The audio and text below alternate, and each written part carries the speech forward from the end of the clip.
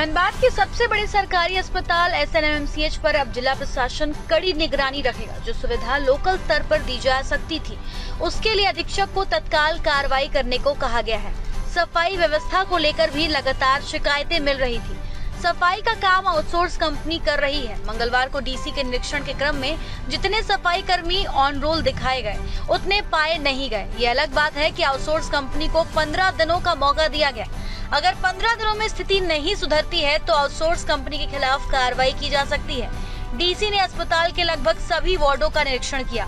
मरीजों ने उनसे शिकायत की कि बेड पर चादर तभी मिलता है जब किसी बड़े अधिकारी का निरीक्षण होता है।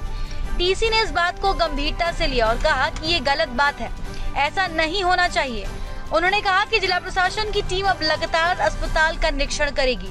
उद्देश्य किसी के खिलाफ कार्रवाई करना नहीं, बल्कि अस्पताल पहुंचे मरीजों को अधिक से अधिक कैसे सुविधा मिले, इसको सुनिश्चित करना है। आइए सुनते हैं डीसी सुश्री माधवी मिश्रा ने निरीक्षण के बाद क्या कहा। हम लोगों ने आज यहाँ एसएनएमसीएच हॉस्पिटल के विभिन्न वार्डों का निरीक्षण किया है।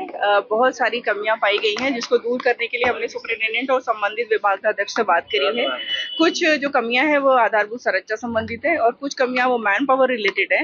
दोनों को लेकर के हम लोगों ने बात करी है। जो यहाँ से हॉस्पिटल लेवल पर चीजें ठीक होनी है, उसके लिए सुपरिटेंडेंट साहब को बोला गया है और उन्होंने अश्योर कराया है कि आगे से भविष्य में ऐसी शिकायतें नहीं आने पाएंगी। सफाई का काम यहाँ पर क्योंकि एक आउटसोर्सिंग एजेंसी है, कमांडो उनको दिया गया है। उन लोगों से भी हम लोगों ने बात किया। उसमें हम लोग को संख्या कम दिखाई पड़ी, जितना संख्या वो बता रहे हैं। उनका कहना है कि वो दूसरी बिल्डिंग में सफाई करने बाकी सफाई कर्मी गए हुए हैं।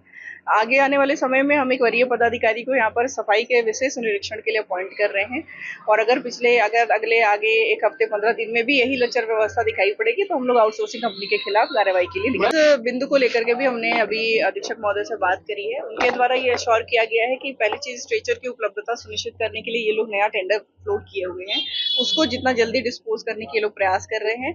और दूसरा, इन्होंने वार्ड बॉयज को असाइन किया है कि जो स्ट्रेचर की कमी है वो इस वजह से ना क्रिएट होने पाए कि मरीज स्ट्रेचर को बाहर छोड़ के चले जा रहे हैं। तो ये दोनों पॉइंट पे हम लोगों ने इनसे बात करी है और आगे हम लोग इंश्योर करेंगे अधीक्षक महोदय से बात करके कि ये समस्या ना आने पाए। मुझे लगता है कि जो उपलब्ध फंड है और उपलब्ध मैन पावर है, उसका जो ऑप्टिमम यूज है वो सबसे इम्पोर्टेंट काम है जो यहाँ पर प्रबंधन को करने की आवश्यकता है। और मैंने मुख्य रूप से इसी पॉइंट पर सुपरिटेंडेंट साहब से बात करी है, क्योंकि मैन पावर के शॉर्टेज हो सकते हैं, फंड का कमी हो सकती है, बट कम से कम जो अभी उपलब्धता है और जो इमीडिएट जरूरत की चीजें हैं, जैसे एक्सरे मशीन को रिपेयर करा लेना, सफाई कर्मियों की उपलब्धता सुनिश्चित कराना, उनका केवल रोल में नाम नहीं हो बल्कि वो वास्तव में उपस्थित पाए जाए। तो अगर मुझे लग रहा है ये सारी चीजें इंश्योर हम लोग कर पाएंगे तो एक बेसिक जो फैसिलिटी हम लोग पब्लिक को यहाँ पर दे पाएंगे। इसकी शिकायत हमें कई मरीजों ने भी करी कि निरीक्षण की सूचना पर ही उन लोग को बेडशीट वगैरह प्रोवाइड करी गई है और इसके बाद वो 2 दिन से यहाँ एडमिट थे, उनको बेडशीट नहीं दी गई है। वो हमने अभी बोला सुपरिटेंडेंट साहब को कि ये सीन नहीं होना चाहिए। कहीं भी कोई अपवाद स्वरूप अगर कोई कमी नजर आती है तो उसको हम लोग सुधार सकते हैं, बट अगर जनरल तरीके से ये कमी दिखेगी तो ये बहुत ही ज्यादा लापरवाही का। देखिए, जिला प्रशासन की ओर से मेरा जो उद्देश्य है वो ये है कि हम लोग पब्लिक के लिए कितनी अच्छी सुविधा प्रोवाइड कर सकते हैं।